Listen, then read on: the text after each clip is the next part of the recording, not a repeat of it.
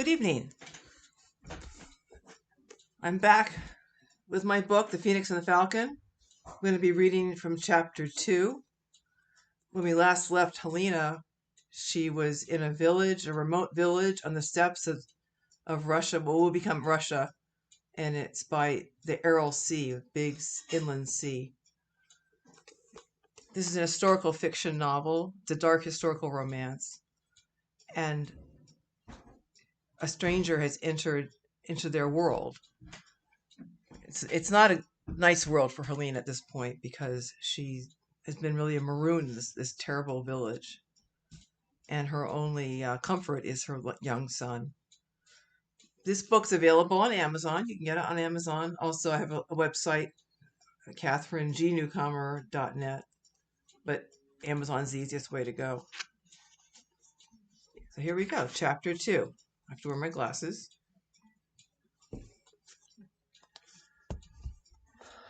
The fire in the hearth burned low, permeating the room with the stench of smoldering cattle dung.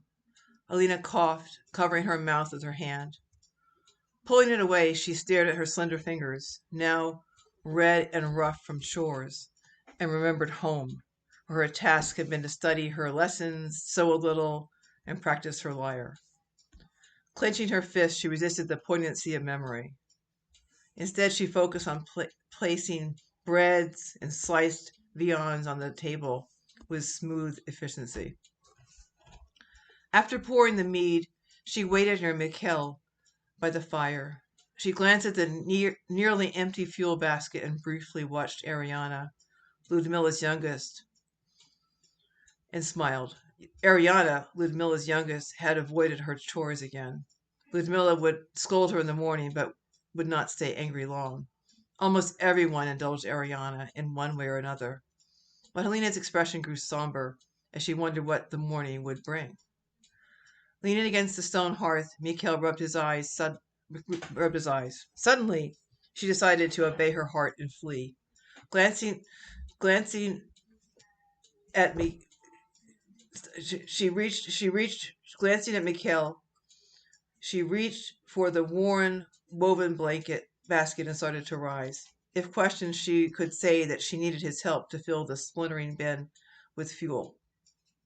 "Come here, boy," Kansbar said, startling Helena. She flinched. Mikhail cheerfully ran to his father and crawled into his lap. With a happy sigh, he rested his tousled curls on Kansbar's broad shoulder and closed his eyes. Helena's heart sank. As Mikhail snuggled closer to his father, she became desperate. She considered telling Kansbar her suspicions, but discarded the idea. He would not listen to her, his youngest wife. Ivan, Kansbar's heir, shoved food into his mouth. 4 years older than Helena, he remained a petty bully, preying on the vulnerable. She could not imagine his response to her vague, uncertain fears. As all the men ate, conversation halted in silent appreciation of the meal. Maintaining proper decorum, Helena kept her eyes lowered and checked her desire to study the stranger. With a slurp, Ivan drank the last of his mead, then belched with a satisfied smirk. Kansbar stared at his plate as his thick fingers filled his mouth with food. Still he kept Mikhail's head cushioned on his shoulder. Remembering Kansbar's brutality towards her, Helena found this quiet display of his affection toward their son almost unbearable. For her, it was far easier to hate a monster than a man capable of love.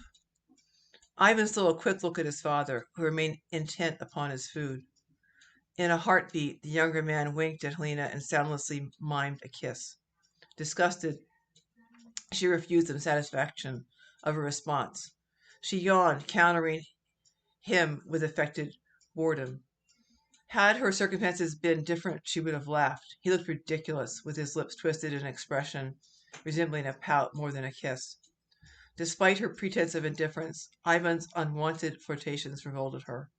She felt no love for Kansbar, but she considered Ivan's behavior a betrayal of his father. Though younger than Ivan, she was after all his stepmother. Yet he was careful with his goading, making certain that Kansbar never saw, knowing all too well that his father would never believe her, a wife tolerated because of her rich dowry and the birth of a boy. Normally, she suppressed her hatred of Ivan, but tonight was different. Something about the stranger made her anxious. Already on edge, Helena found Ivan's behavior intolerable, yet she remained cautious. Kansbar ruthlessly punished any hint of disobedience. A quick learner, she had countless times bitten back defiant words in her struggle to maintain a semblance of docility. She held sacred the belief that one could bind her spirit. No matter the outside circumstances, within her own mind, she was free. Tonight, she had risked Kansbar's anger by bringing Mikhail with her. She did not care. She would escape with Mikhail or not at all. Avoiding Ivan's bold stare, Helena inadvertently caught the stranger's eye. She blushed. Her physical reaction both confused and shamed her.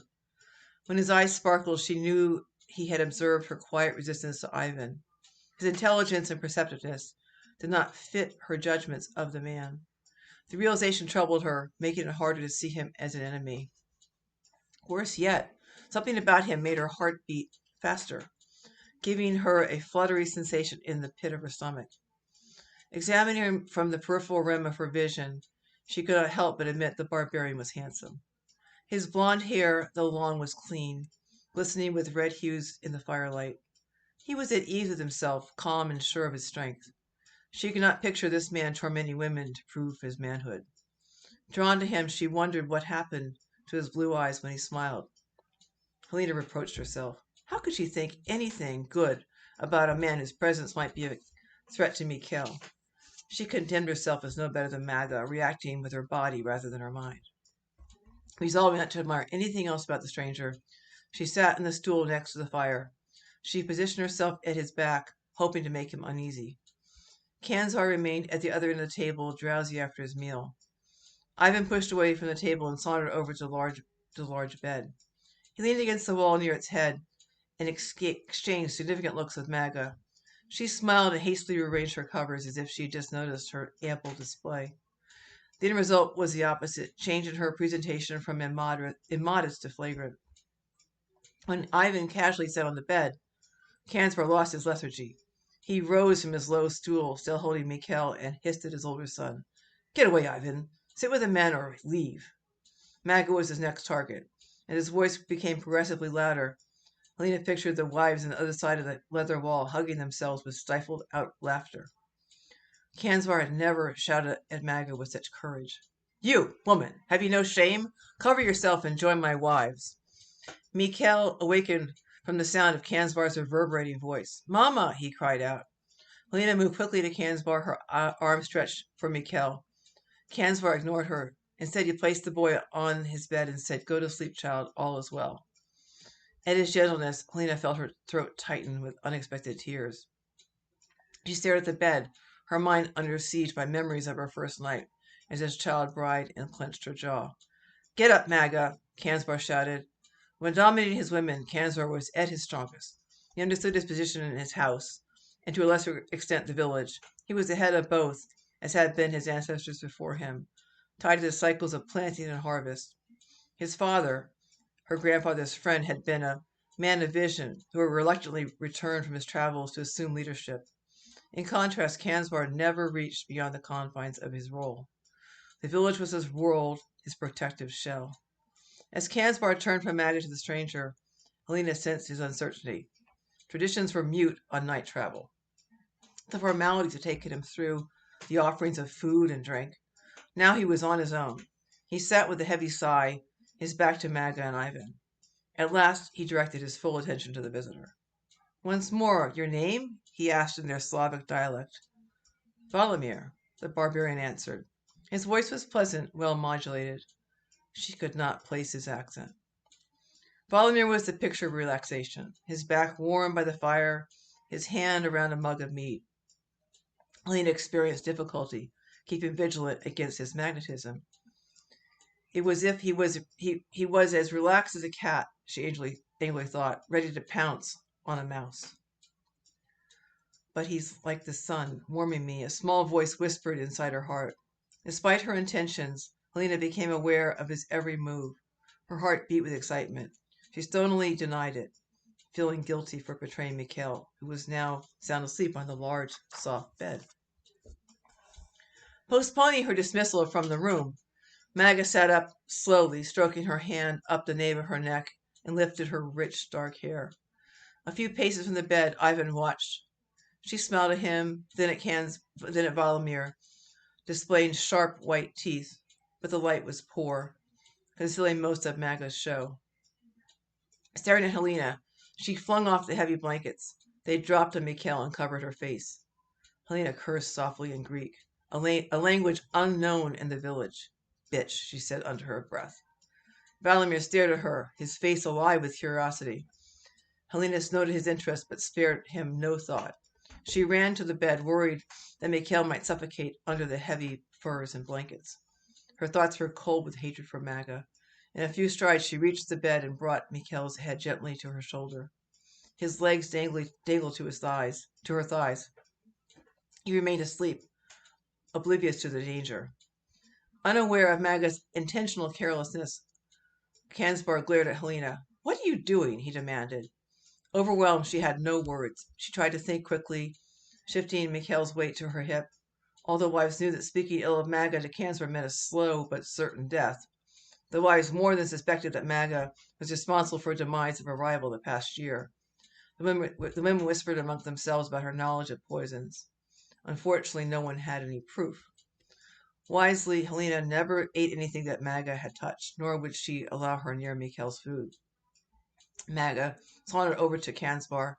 As she leaned behind his shoulder with affected nonchalance, her dress opened and exposed most of her breast to Ivan and Valamir.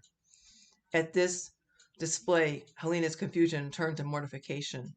In many ways, she was still innocent. Magda's flagrant exhibition, using Kansbar as a stage prop, created a situation that was beyond her. "Speak up, girl," Kansbar shouted. "Do you need my hand to jog your memory?" Helena could hardly breathe. Kansbar's next move would be to hit her hard across the face. If anything, he was predictable. Valamir cut the tension. "Do I have your leave to speak?" Kansbar nodded, his face tight at the interruption. Valamir persisted, but his tone was mild. "I noticed that the other woman covered the child's face with the blankets. Perhaps the mother was worried that he might be smothered." Valamir's mother tongue was clearly not their local language. He enunciated his words more distinctly than any lifelong villager. Kansbar stilled, his face darkening dangerously with anger. Helena had seen him fly into incoherent rages in the past after such withdrawals. Valamir spoke again. "Of course, it is none of my affair. Please accept my apologies if I spoke out of turn. Your hospitality has been more than generous." Shrugging his shoulders, Kansbar allowed himself a small but tight smile. "Women, you understand, always a problem. But I thank you for your words. A good mother should be rewarded. Is that not so, Helena?" Kansbar added in a more bantering tone. "Perhaps the time has come for Mikhail to share your attention with a little brother. I have to see to it soon." Magda pulled away from Kansbar. Her sensuous mouth was sullen. She studied Helena with cold fury, calculating the next move in her deadly game. Sickened by the thought of relations with Kansbar, Helena felt cornered and alone. Distressed, she retreated to the fireplace and cradled Mikhail against her slender frame. Suddenly her eyes met Valamir's. For a moment she found a refuge. He seemed to reach out to her as if he were lending her strength. Again she had the unexpected impulse to ask him for help. Her green eyes brightened with pain, and the words died in her throat. Ivan added to her turmoil. "Father, you joke. Look at your child bride. She's like a skittish colt. What could she offer you after Magda?" He laughed, but there was a cold edge to the sound. Helena's confusion lifted. Ivan had no right to speak of her with such insolence, especially in front of her father. She took 2 deep breaths and went to Kansbar, her back straight with resolve. "May I have your permission to join your wives? This talk dishonors you," Helena said. Kansbar stared at her with shock. Then he chuckled. "You are within your rights, Helena. Little could not have said it better. I see a hand on your training. I am pleased." With a sidelong glance at Ivan, Kansbar continued, "Pray, wife, wait by the hearth. We may need more mead while I hear our guest's story more fully." "Ivan," Kansbar commanded, "go outside and fetch more dung for the fire."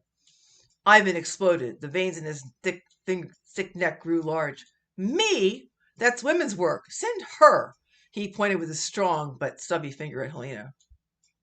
After a moment's silence, Cansborough said quietly, but with authority, "You are a disobedient son. You disappoint me. Do as I say. I don't send my wives out to the dark winds." Ivan whirled toward the door, cursing, but he obeyed. "Now, Valamir," Cansborough said, "tell me more about the Huns who attacked your caravan." Helena, Helena leaned back against the hearth, Mikhail heavy in her arms. His eyes were open, but glazed with fatigue. She slid down to her knees, placing him on the mat, and removed a small blanket from one of the shelves to cover him. She stroked his hair gently. "Rest," she whispered, stifling a yawn. The interplay between Cansbar, Ivan, and Maga had drained her. Fatigue pressed at her eyes. As Valamir told her his story, Helena listened, suspending judgment, wanting to believe him. He spoke of a large band of Huns who had attacked his caravan a scant day's journey from the village. Maga, who returned to Cansbar's side, gasped. The women in the other room were shrill with fear. Helena heard Ludmilla bring the group to order with a resounding "Hush!" The noise awakened Mikhail. He pulled his mother's sleeve. "Why is everyone crying, Mamma?" "Because bad men are near. We must be quiet and listen." Upon closer questioning, Valamir said he had heard that one village to the east was unharmed by the Huns because they had paid them bounty. No blood was lost on either side, but he stressed, before describing his caravan, where nothing remained but the dead. He'd been blessed by the gods to escape with his life, he said. But he blamed the caravan's guards. If they had not attacked, the terrible tradition of blood price would not have been invoked, as he again emphasized that the cost of spilling a single drop of Hunnic blood was annihilation. Lena's distrust returned, and she wondered why he kept mentioning a blood price. Ivan returned toward the end of the table. He slammed the door shut. Or toward the end of the tale. He slammed the door shut. The wind seemed to sigh. He dumped the fuel near the hearth, spraying Helena with fine granules of dried manure. "You slut, you'll pay for this," he said in a low, vehement voice. "He talks of blood and prices. You'll know punishment when I finish with you. My father shamed me with your work. I saw you looking at this landless night rider. 5 years, never once did you acknowledge me, my father's heir. But for him your eyes grow soft. I'll teach you to look at another man. You've the rest of your life to learn respect." She hated him. Now goaded beyond restraint, her anger tore through her placid veneer. She hissed at him without thought of the consequences. "Go away, Ivan. You sicken me. Your wife's alone. Maybe in the dark you won't make her stomach retch." His mouth contorted into a snarl, and then it opened as if to speak. No words came out, only an enraged roar. The next instant, his fist found her face. Pain burst across her cheek and mouth. As she staggered at the impact, As she fell, she tried to break her fall with her arms, but her head hit the dirt floor. Her world became dark. Disjointed visions hit her all at once. Grandfather, her old nurse, the phoenix alive and looking at her. Shouting voices, loud and insistent, assailed her pounding head. More pain followed, this time in her stomach. Someone was viciously kicking her. "Stop! You're killing her!" Cansbar shouted, but did nothing. Mikhail was crying, sharp bursts of agony. Then there was movement in the room, and Ivan began to shout, "Leave me alone!" The agony stopped. Something in the room shifted, as if a breath of sweet air had come in. She heard the sound of a fist as it punched deep into Ivan's stomach, followed by a crack to his jaw. A tooth broke with a pop. Lena opened her eyes as Ivan fell to the dirt in a heap. She hurt too much to feel the satisfaction of revenge. Instead, she whispered for Mikhail. Cansbar spoke softly to the crying child and carried him towards the women's side. He motioned for Maga to follow, who for once obeyed without comment. "Ludmilla, attend to your son who clutters my floor. Ariana, care for your little brother." Mikhail clung to his half-sister, who held him close, though Ivan's full sister, Ariana, was Helena's friend. Cansbar turned to Valamir and shook his head with puzzlement. His left eye was twitching. "Ivan wouldn't have killed the girl. But he doesn't discipline my wives. That's my place. We never needed a stranger's help in our quarrels. But for once I'm glad of it. He wouldn't stop hitting her. I don't understand this." Valamir, breathing audibly, said nothing. His expression was grim. Cansbar spoke in a voice he reserved for the younger children. Helena, sit up, girl. You've been hurt. She tried to obey, but as she moved, the blood drained from her face. Her breathing was shallow. She lay still. Cansbar lifted her gently and carried her to his bed. No, she said, not here. Helena, please, Mikhail needs me. You must rest. No one will touch you. Sleep. Helena grabbed Cansbar's shirt with her fingers, all at once remembering something important. She tried to pull him closer so she could whisper in his ear. Please, Cansbar, listen. Hush, child, your head's been hurt. Lie still. As Cansbar laid her down, she became desperate.